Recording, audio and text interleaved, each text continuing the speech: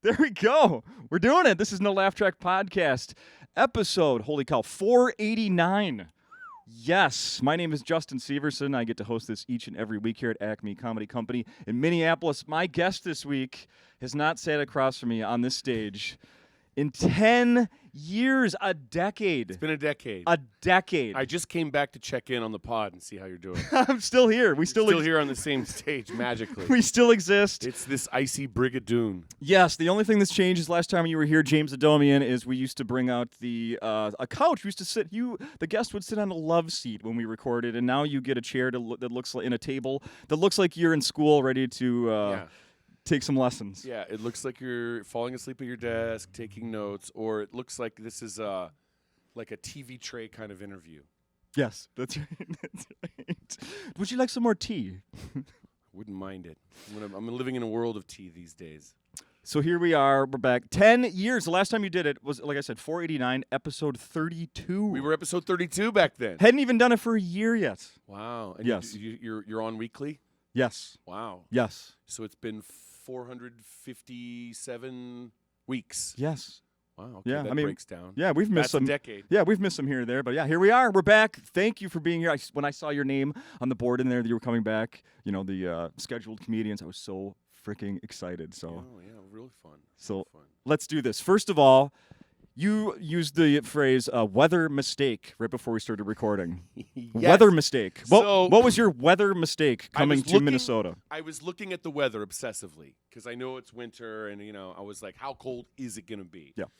And I was like, okay, it's going to be down. I knew it was going to be colder than I've ever done, which the previous record was here 10 years ago when it was, I think the showtime low was like 0. And so I was like, I can handle that. How much colder could it be? And then it was showing like -17. And then and then I started like, okay, I'm gonna have to buy a couple of gloves and things like this. Then I think I was telling a friend in Canada how cold it was, and so I flipped over on the weather app to Celsius. And then without thinking, like, to turn it back, like the next day I opened it and I was like, oh my God, it's suddenly gonna be much colder than I thought. No. So I was looking at the Celsius temperature, and then I was like, and this was like a day before I'm leaving, and I was like, and it was my birthday. Yeah. And I was like, I was on Jimmy Kimmel, and then I was like, okay, I know I've got 3 hours. Stop everything. I've got to go to REI before I do a birthday dinner. And I went to REI, and I bought things as if it were going to be like 27 or 30 degrees below 0. As if you're going on a snowmobiling expedition. Yeah. I bought so much shit at REI as if I was going to be like stationed at a NORAD facility somewhere in northern Alaska, somewhere in the ice. Acme's putting you up in an igloo across the street. Yeah, and then like I bought all this stuff, and I'm wearing some of it. It's useful. But then like during travel, I was like, oh, this is Celsius. Flipped it back, and I was like, okay, it's still cold, but it's not that cold. Did you find out when the pilot on the plane was like, and we'll be landing in Minneapolis later today, where the high will be 2, and you're like, 2? It's supposed to be -70. Yeah. What the fuck? Turn this plane around. I demand a reroute to Edmonton. No, but you guys are like right up there with like Calgary and Edmonton as how could a city possibly function at this size in this cold? Because I realized now I'm like celebrating where I was like, oh, last night it was only 15 below. Oh, what a relief. Yeah. That's insane. It is a total mind F when it hits 30 in the winter and you're like, oh my God, I'm like sweating. It's so warm out. That's the other thing is that you can never really layer up enough because you have to go inside. Right. And it's always hot inside. Right. People are like, oh, stay warm when you go to Minneapolis. No, you have to stay cool when you go to Minneapolis. Yeah. You have to figure out that witch's bargain. And one final thing about the weather is you and I also have to deal with the thing with the glasses walking into buildings. I walked in here last night, and then I had to take them off, and I couldn't see anything. Where is everybody? I can't see. And I guess, I don't know, I haven't worn contact lenses in the extreme cold. I imagine that's more dangerous. I don't own any. I don't bet. Yeah. Yeah, I imagine they probably freeze solid, right? I don't want to do the licking the pole at Christmas time thing with my eyeballs. Oh my God. You can only blink once, blink twice, and they stay shut. Oh God. Oh my God, could you imagine? What a week you have already had. Like you said, you had your birthday. Happy birthday, by the way. Thank you. I'm 43. I'm a 1980 kid. Someone at the show last night was also celebrating a birthday last night, so we were the Aquarius class of 1980. So Always happy to see him around. I have one sibling, a sister. January 31st is her birthday as well. Really? Yeah. Nice. Uh-huh. That's a prestigious birthday. Yeah, a and lot of coupons expire on January 31st. A lot of like holiday coupons. The last day to redeem them. The Super Bowl used to fall around that 31st. Now it's pushed into the first or second week of February. Yeah, sometimes it does. Yeah. But I don't know if COVID did change the people's schedules or something. I love that you said coupons expire. That's so correct. You're speaking my language when you bring Or it's that also up, by like the a way. grace period if you have to like file stuff with the state office of the controller. Yeah, there you By go. the end of the year, there's like a grace period until January 31st. Yeah, there you go. Well, and then you mentioned that you had your birthday dinner already this week. I did. We are having. Everybody was busy in my family for my sister, so we're not having ours until tomorrow night. If you can make it, it's going to be around 5. Maybe. We could do a double birthday dinner. Maybe. Am I hired as a stripper or something? At my parents' house? I don't know. I don't know the family. Justin, you tell me. I have to think about that one. The other thing you also slipped in there was that you were on Kimmel this week. Yeah. Amazing performance, sir, first of all. Thank you. I've been on there for now, I guess, almost 2 years, playing Mike Lindel, the My Pillow guy, most of those times. Yeah. And I never – it always surprises me of, like, all the things I do, like which ones any given year are, like, what TV wants to see from me. Okay. Because I'm like, I want to do stand-up and I want to do cartoons. And, yeah, I want to do My Pillow. And they're like, what if you have a career only playing the My Pillow guy? And I'm like, I will take the money. I mean – He makes enough it's off worthy. of it. He makes enough off of it, but he started getting sued for like lots of money. So I want to pile on a little bit in his time of disaster. How much notice did you have that this one was going to be happening this week on Kimmel? Just a few days. Just a few days? Yeah, I had to cancel the Wednesday show here just to be able to do it. A noble excuse, but I mean, national TV, I guess. It was also a Minnesota vortex because he was on with me, Mike Lindell, and he agreed to go on Kimmel in a claw machine and be interviewed from like a Chuck E. Cheese Dave and Buster's Buster's claw machine, like at a Six Flags park or carnival or something. And we did a bit where I'm some kind of like alt universe version of him at the same time. And it was like, I haven't seen anything like this since the dark days of the Twin Cities. We gotta get you out of there, Mike. I can't believe he's a real person. And now I've met him, and boy, oh boy, he's like a standard kind of like church dad. He has the kind of cologne smell to him, you know. Oh boy, oh gosh, that was great. You really got me. Oh wow, you're in the Star Tribune. You're in all the papers in Minnesota.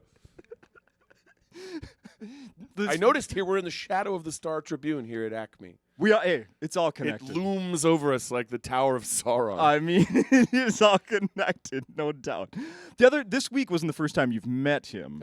We did it once before, like a year ago. Okay, that's what I thought. And I was prepared for him to be hostile when I first met him, you know, and he wasn't. He was like bashful and like happy to be. He was like, oh gosh, oh shucks, you know, like an old Tex Avery Warner Brothers cartoon character. Oh boy, so great to be here. Wow. Oh boy, you really got me. Wow. Did I hear you say somewhere he offered you a MyPillow when you met? Yes. He gave me like a box of 2 MyPillows. Oh, it's buy one get one free. I regifted them. But I don't know what I didn't use them. Do you know how many MyPillows I've regifted? He also gave me a pair of MyPillow slippers. Oh, which aren't bad. They're better than the pillow. I was like, I have never tried those. I had the job in radio. About 10 years ago when you were here, I had a job in radio, and we used to get tons of MyPillow freebies. I must have got 6 of those one year around Christmas and regifted every one of them. That's his secret. Yes. That's his secret. Regifted it's every a one of them. regifting business. That's how I end up $50 million in the red. It's going to pay for itself somewhere down the line in a future generation. Were you? I was terrified. I had a nightmare. I was on crack cocaine, and let me tell you, the pillows were coming at me like the brooms in a Mickey Mouse cartoon. I started chopping away at the pillows, and every time I did, they just kept coming back. Bump, bump, bump, and I said, I've got to surrender and obey the pillows. It's amazing to me that he came up with the whole business plan while still addicted to crack cocaine, wandering around the streets. And this is a tough city to be a crackhead in. Like, you got to find an indoor place. True. You got to find some kind of abandoned warehouse or something. So he was living in like an RPG video game, breaking in from house, like a first-person shooter, but it was like a first-person smoker. Going around with, instead of a gun, you got a crack pipe sticking out the front of the camera, wandering, shattered. You look for a broken window, you jump in, you hope it's somebody you know. Somewhere cozy to lay down. I burrowed 10 feet underneath the fairground one year for 3 months. So, you know, I mean, he's been in the spotlight, obviously, for several years now, and then the election, and he went after the voting machines and all that, and that, you know, didn't go anywhere. Did you ever think for a second that he wasn't going to stay in pop culture? I don't care if he does or not. Yeah. Like I do these impressions, and the people come and go. Yeah, right. Like, sometimes they're not in the news for a while, and sometimes they are, and sometimes they die, or sometimes they're reborn. And or they reimagine themselves or whatever. And I mean, I would be fine. I would be fine if he went to jail. I mean, he wouldn't. But I mean, almost anything that could happen to him, it would just make fuel for another bit. Yeah, exactly. I was sent to jail. I was sent to maximum security prison. I smuggled. All I could do is smuggle in a few pillows. They squeeze through the bar because they're made of plushy material. It's soft and firm, like a goddamn pillow should be. The headlines describing his appearance on Kimmel. Watch Jimmy Kimmel's bizarre interview with My Pillow guy Mike Lindel. Was that local here? No, that was a national headline, I There believe. you go. Yeah. That sounds like what are we in, the Washington Post? I haven't got the Google alerts yet. I don't know how the press was this week. Yeah, bizarre to say the least. To say the least. I mean, he was in a claw machine, and he didn't have. You know, the other thing, he's like this folksy Midwestern dad, so he has these phrases for things. Yes. He called it something else. Like, he didn't call it a claw machine. He was like, one of those crab grabbers. Or Kitty crane. yeah. Well, they had me rigged up in a kitty crane, something bad. So, when you were here 10 years ago, we did the podcast. One of the voices you were doing a lot back then was Gary Busey. Oh, let me tell you something. It's good to be back here in Minnesota. That stands for my ignorance never negates eternal suffering over transcendental auroras. Thank you. Do you revisit Gary Busey much anymore? I don't know. He's one who's out of the news. I know. There's nothing going on. No. I was canceled. Let me tell you something, folks. I was canceled. They canceled me like a first-day stamp. I went down to the Malibu post office, and they put a Gary Busey stamp right on my forehead, and they said, first day of issue, April Fool's 2019, day of our Lord. They canceled me right there and then. I'm worth $20 if it's a resale. I think he's probably just in Malibu. I'm in Malibu trying to kill myself every day, throwing myself off a cliff for the redemption of Christ our Lord. I don't know what he's up to. Those acronyms that he did. Oh, my God. It never ends. Ladies and gentlemen, it's an honor to be here at Acme. Always carrying myself existing. Just doesn't even have to make sense. I think those are like self-help acronyms that he finds just like markers along the path. If they started to make sense, we'd know something was not okay, right? Well, something has never been okay. He was, I guess, like he was lost. His brain was like jumbled loose, like a screwy squirrel banging himself with a large mallet. And boing, boing, boing. I was in a live-action Roger Rabbit style remake of Screwy Squirrel. Robin Williams had Popeye. I had Screwy Squirrel. The insurance was very angry. Two weeks into it. 2 weeks into it, I was driving a motorcycle sidecar around. Dunked it straight into an ice fishing lake. You know who's someone that used to be on this podcast every year? Probably did it 7-8 times, and then hasn't been around since COVID hit. Was Andy Kindler? Oh, what? How long ago? It's been a few years. Right. Yeah. Right. This podcast, you pick up where you left off. Mm-hmm. Kindler could easily show up here, but what's wrong? There were no bookings in the intervening period. Now I'm here. Did you mean you couldn't get Dane Cook again for another? So hey, short notice. It's Kindler. Am I wrong? Am I right? Am I a third option of an orientation? It's like I'm sitting across from him. Oh, God, I love the guy. I do, too. The classic one I did, I was with him making fun of him, as you do, which he loves. I was with him in a van or something, and I was like, where are you staying at, the Westin? Are they all booked up at the Easton? Now that's the material, is the cardinal directions with the hotel chain and the thing. Suddenly I'm a lean-in comic. I'm one of these guys. Am I wrong? My God. You've been on the same bill with him and done that on stage? Oh yeah. Many times. He loves it. Like if I'm amazing. on the comics I'm on, if I'm on a Amazing. bill, in LA, we live there, and so you see him more from time to time, or at a festival even. Sure.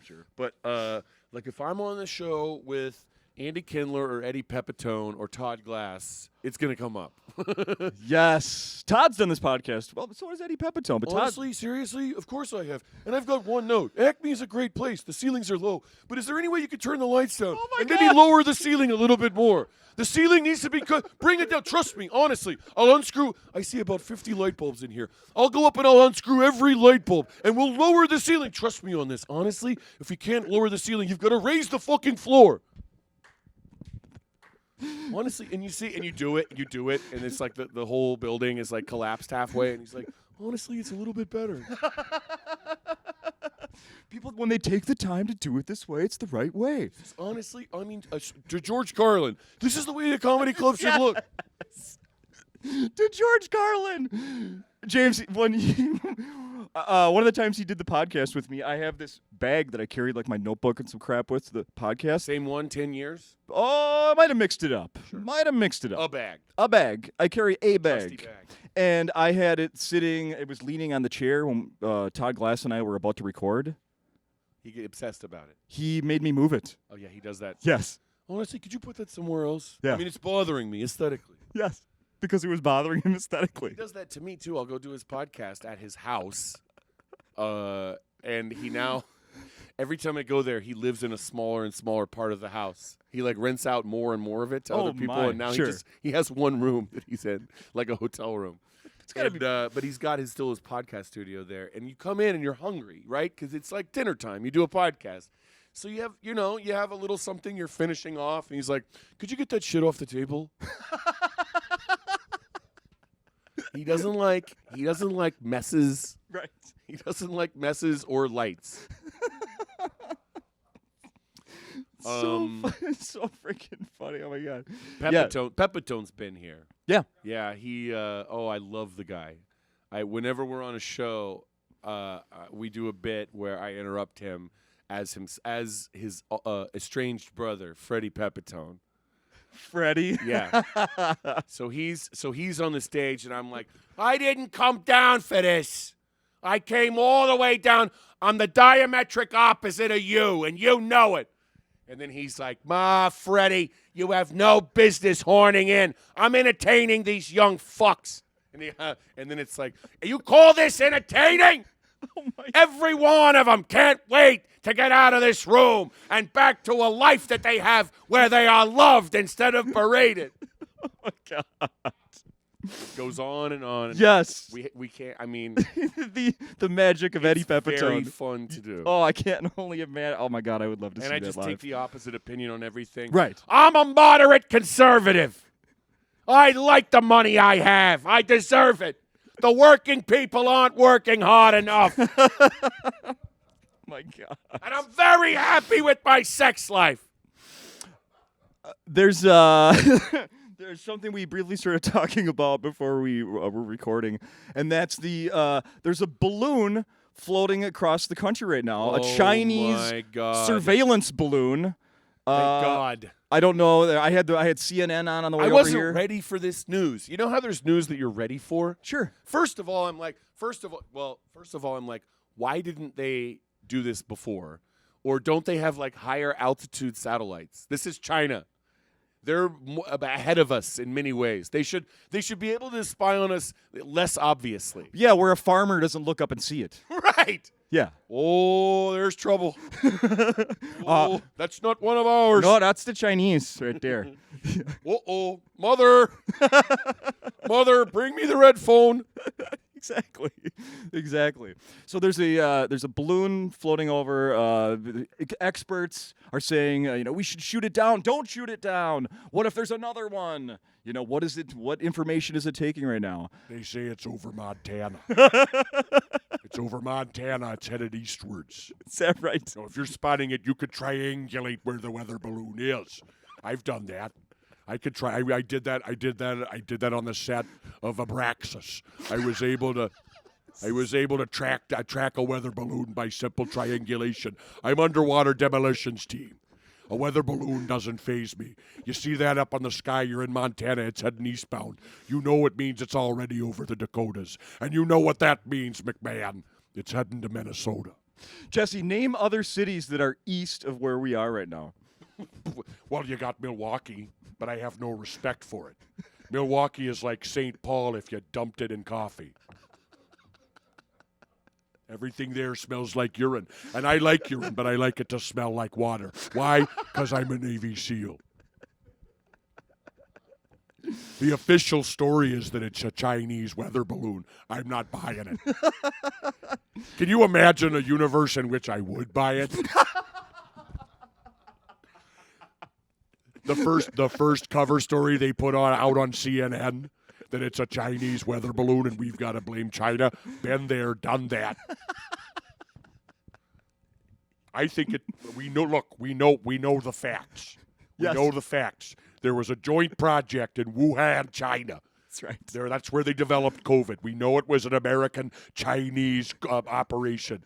They were cooperating on it. And now the weather balloon, that's them trying to get rid of the last of it. Why now? That's the way that they packaged it up like leftovers. They've got the last of COVID and all the variants, and they're trying to take it over here for a Valentine's Day surprise.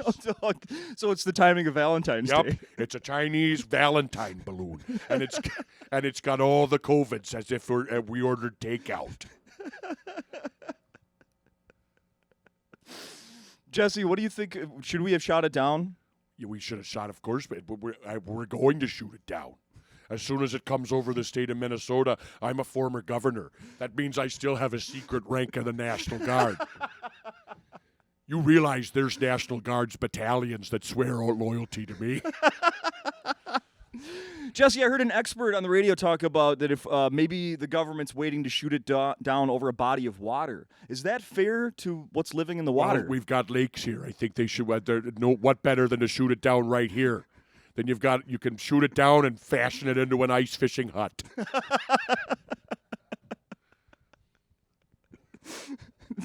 Thank you, Jesse. I think the safest place to bring it down is Moose Lake. Moose Lake. Yep. The lake is in the name, so obviously bring it down in winter. That way, anything that's in there, Roswell-wise, is going to be well preserved. You're not going to have it bloated in the desert like in New Mexico. That's right. You're going to have it well preserved right there on the ice. You can drag it out on a little toboggan. Jesse, where are you? Steer it out on a toboggan, Where? and I'll bring it into my personal facility and examine what's inside. Where's Jesse living these days? Well, I'm down in Cabo San Lucas at an undisclosed location next to a major resort. Next to a major I don't want resort. anybody to know where I am, except it's somewhere in Los Cabos. You know, there's 3 cabos. In Spanish, that's tres cabos. Sí. Sí, yo estoy, ahora yo vivo en el invierno, yo vivo en México, en Los Cabos. Sí, entonces, no estoy frío por el invierno, estoy muy calor. Yo y mi familia y mi esposa. Not many knew that Jesse was bilingual. Sí, bilingual, también trilingual. Trilingual, porque muchas lenguas. Muchos idiomas. Linguas, of course, that means tongues. I also eat lots of tongues. That's how I maintain. You got to eat the part of the animal you want. I'm a talker. I ate enough hearts. I ate enough hearts back when I was doing the booth at the ringside. I was doing the mic ringside. Now I eat tongues. I speak with the sounds of 1,000 beasts. I can't wait to see YouTube try to do captioning on this. That's going to be tough, especially since the captions are run by the British royal family. You know that. They go every year. They're in cahoots with Google, with Alphabet. We were supposed to just allow that Google now declares itself to be the entirety of the alphabet. I don't accept it. The alphabet goes back to the ancient Phoenicians. And now they're in league with the British royal family. Google, look, you know how they got Queen Elizabeth, of course. She started Googling what she was up to. She started trying to open up what she herself was involved in, and they said, we're pulling the plug. The real way she died was they got rid of her in the same tunnel as Diana. I've read the documents. You've seen. Yep, you can't get You've the seen truth the on, documents. You can't get the truth on Google. It's always on Bing. Oh my God, James. You ever notice that my vocal cords sound like they're made of steel and it's 30 below zero? Scraping against each other. You can hear the shavings. You can hear the metallic shavings rumbling around in there. It's a painful combo. I want to ask you, James Adomian, about so you've done the famous Minnesotan voices, Jesse, Mike Lindel. What else is there? There's Al Franken. I met Al Franken once at the state fair. I was here in the summer, and Al Franken was there pressing the flesh when he first ran for for the Senate. Yeah, and he was talking to Minnesotans, and you'd see these people come up and be like, "I want to know what you want to do about the crops, the crop prices out here." And he talked to everybody, going like, "Yeah, well, I think what we got to do is, we got to put the corn on a stick. It's going to solve everything. You put it on a stick, it's no longer a problem." I just have one direct question to, and that is, why did you, when you were here doing the week at Acme, why didn't you do the podcast? When? He was here. He did a week here. Oh, he didn't go on? Correct. Well, the podcast, it's fine. It's like, I'm a radio guy. I like to be able to break and make sure, that I get to take every 5 or 10 minutes and go, hey, you should look into Breath Assure. Make sure your breath is good. Here's a 5% discount. The Air America thing. I'll do a podcast if it's labeled Air America. How about that? You know who else is from? So I was here. I saw your set last night. By the way, I haven't told you that. Oh, hilarious! Fucking hilarious! Lovely. So unbelievably good. And at one I point, noticed there were a couple people that walked out, and I was like, I'm pissing some people off. And then several people messaged me like, had to leave, too cold. Got to button up the house. Oh sure. We left the daughter at home. Had to button up the house. You were good up until we left. There's a cold time limit, apparently, huh? I didn't know about that. I didn't know about that. You mentioned the Wizard of Oz last night. Yes. On set, on stage. You know that Judy Garland from Minnesota. Unbelievable. That's going in. That's going in tonight. I learned so many things here. Okay. Judy Garland. Wow. From? That's why she was singing about Somewhere Over the Rainbow. It was like a desperate plea. Yes. It was code for heat.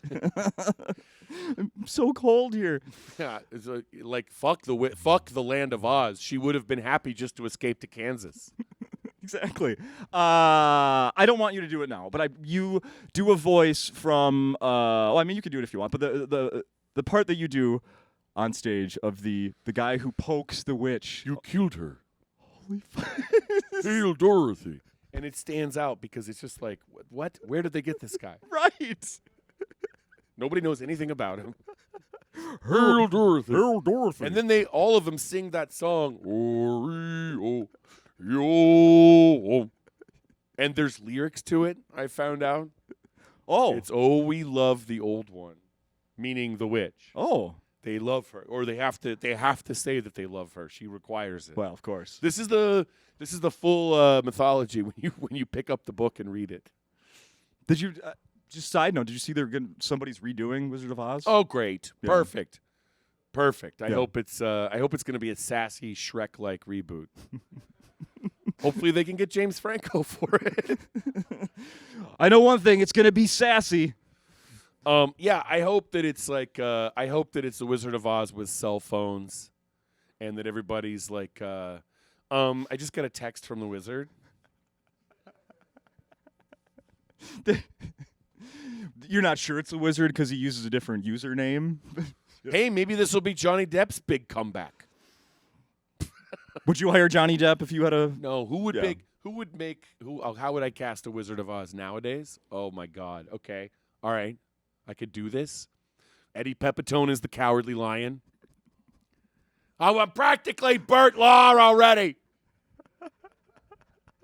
I'm cowardly. I don't want to face it. That would be fun. You know who else is from Minnesota? Maybe you could work on this one. Maria Bamford. Well, that's the Good Witch Glinda, of course. You see? Oh, Dorothy. And then she starts talking to herself as her mother. Glinda, have you ever thought of getting a real job? Glinda, I'm just worried about your future prospects of marriage. You just keep appearing in bubbles to young ladies, Glinda. Is it something you could talk to your therapist about? Is there anybody else? Let's see. Well, Louis. We lost Louis Anderson from Minnesota. He passed away. Oh, too bad. Yeah. What a fucking legend. Mm-hmm. Shit. Yeah. I met him once. Brief. I just got to say hello to him. I grew up loving that guy. Yeah. Who didn't? Yeah. Yeah. Who didn't? He was the best. I knew him as well. I met did? him. Oh yeah, I met You- him several times. You yeah. knew him more than I did. Mm-hmm. Yeah, he was great. 55 is how I drive. 55 to stay alive. God, his stand-up and his cartoon. Oh James, my I'm a God. big fan of yours. Yeah, I think he saw my show and he's like, that was funny. You're funny. You're Um, funny, James. God damn. What? Gone too soon. Yeah, absolutely. What? Was he in Las Vegas till the end? Yes. Oh, Mhm. good. Yep. Good. He died on his feet. Yeah. Yeah. Right. Good. Voiceover stuff. What are you doing these days? I do a lot. Yeah. I'm on, and it's hard to stay on top of. I was going to say, because- can you even keep track? No, because the ones I'm working on now haven't aired. Some of them haven't aired, and they won't for like a year. And then there's the things that I love and I want to promote that get canceled very quickly because that's how cartoons are. Yeah. They. Currently, cutting edge, I'm on City Island on PBS, which is a great, great kids cartoon from Augenblick Studios. Over the years, I've been in a lot of Augenblick animation productions, like Death Hacks and God, I forget some of them. But more recently, City Island, which is kind of like a New York City alternate version for kids, where all the inanimate objects are alive and talk to each other. So I played a subway car. I played a bridge. I played a bridge as this like wise old George Plimpton type guy. You know, we go from one side to another. You know, teaching this young little light bulb. George Plimpton had a great He voice. did have a great voice. Yes. George Plimpton, you know, from one side to another, all we know is the commonality, and that's the span of the roadway, and that's truly what we are. Amazing. Yeah, it's a fun show. I'm also on Harley Quinn. I play Bane. Yes. I play a bunch of other characters on there. Adult cartoon. That one. That's an adult cartoon. I play the Clock King, and canonically in the show, he's the boyfriend of the Riddler, and he's like this emotional wreck of a needy boyfriend, which is really fun because that's what I am. And it's one of a few gay couples that I've been able to be a part of in cartoon land. They have no use for me on camera as a gay boyfriend, but in cartoons, I'm ideal. Hilarious. As long as I have a clock for a face. So there's a new a Valentine's special. There's a coming out. Valentine's Day special coming out. And HBO Max. It's Bane oriented. I don't want to give it away, but it's like, what could I possibly give away? It's the same shit. It's me doing the Tom Hardy Bane. When they hired me for it, and I was like, so you want me to do? I looked at the script. I was like, so you want me to do the Tom Hardy Bane? Yeah. And they were like, yeah. And I was like, all right. So people love it. People seem to love it. It's fun. It's very fun. They let me riff on that show. The Awesome. scripts are great, and they let me riff as much as I want. I really loved too. In one of the episodes, there was a cold open, and I got to play like a hyper opinionated, negative fanboy in a basement who was watching Harley Quinn or about to watch it and not liking it. Like an internet guy. Yeah. And it was me and Phil Lamar as these two kind of couch dwellers. And we with loud opinions I don't want to watch another Warner Brothers Mary Sue.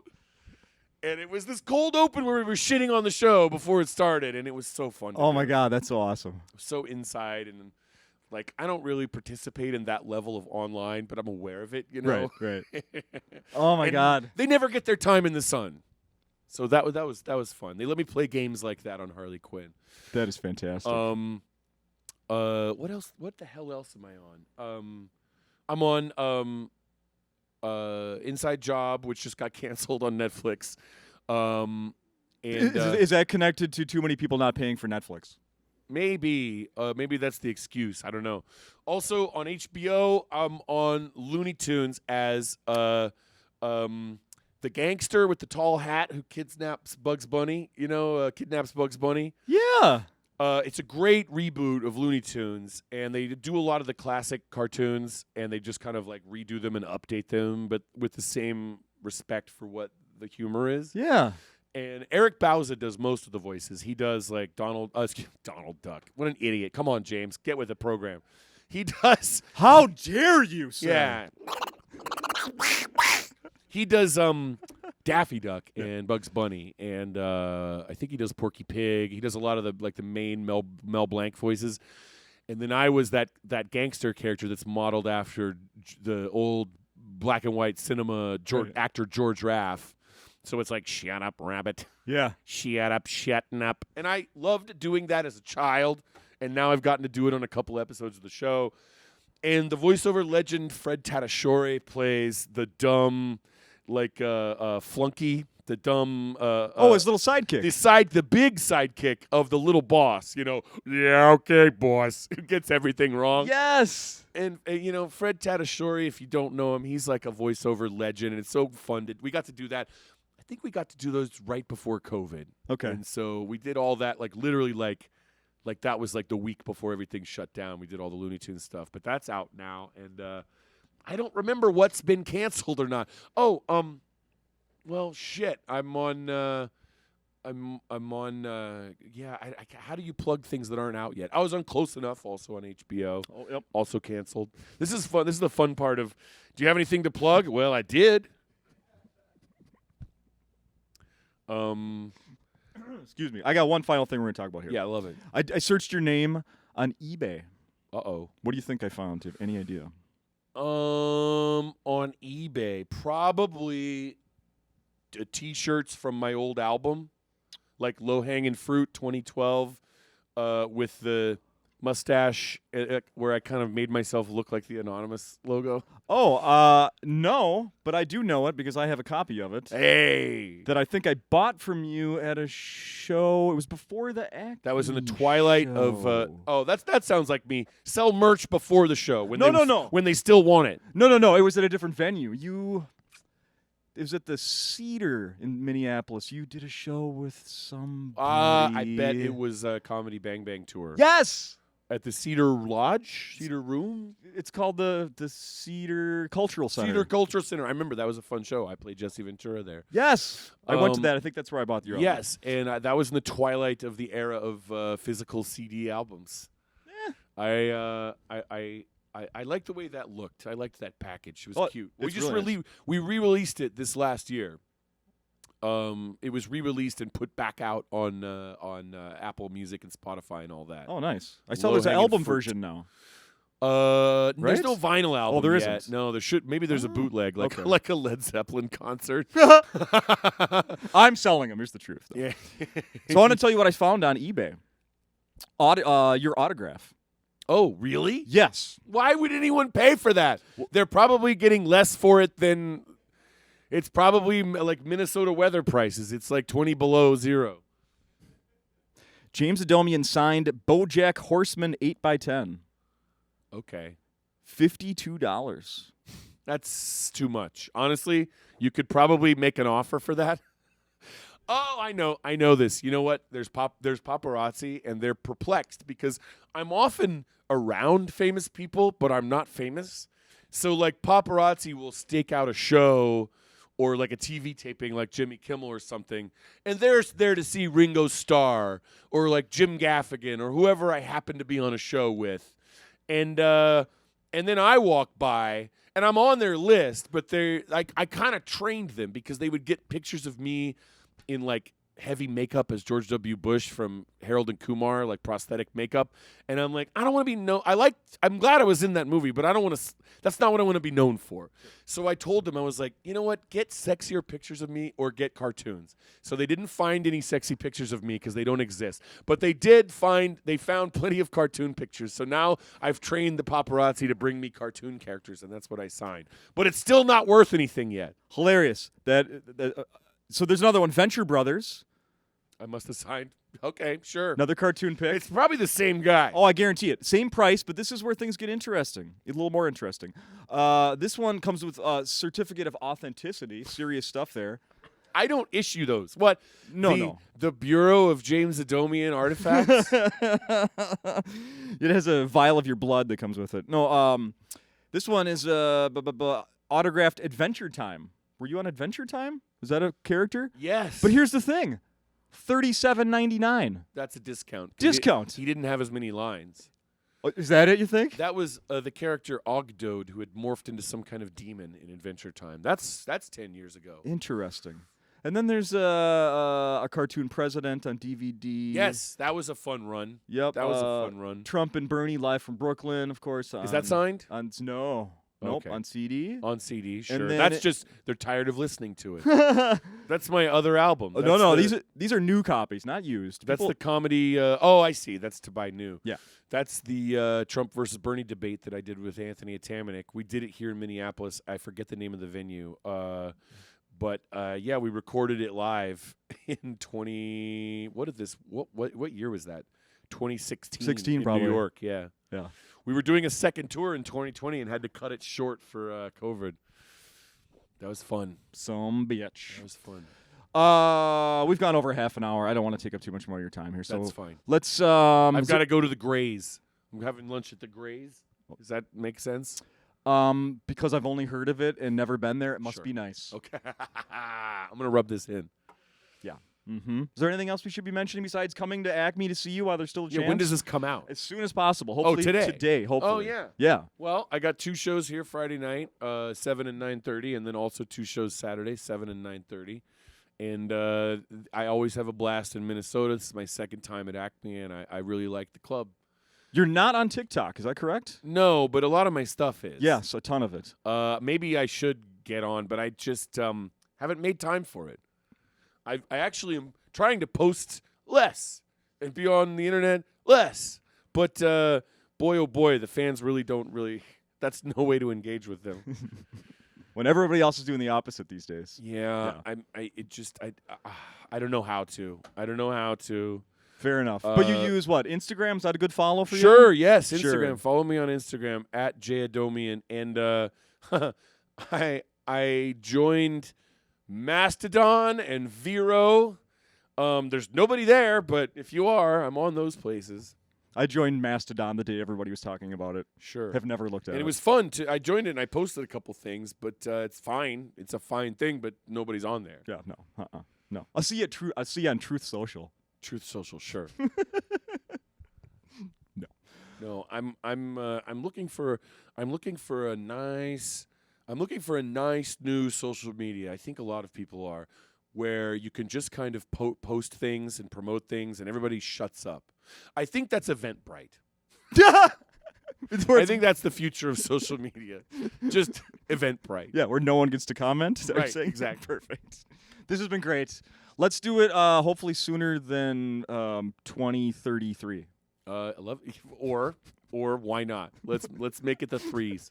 Or why not? On the threes and the threes, we've got James Adomian here, always in Minneapolis. On the threes, reliably. Here he is at Acme, folks. Thank By you, Jim. threes, we don't mean minutes, we mean years. You're great, Justin. Thanks for having me back. Thank you.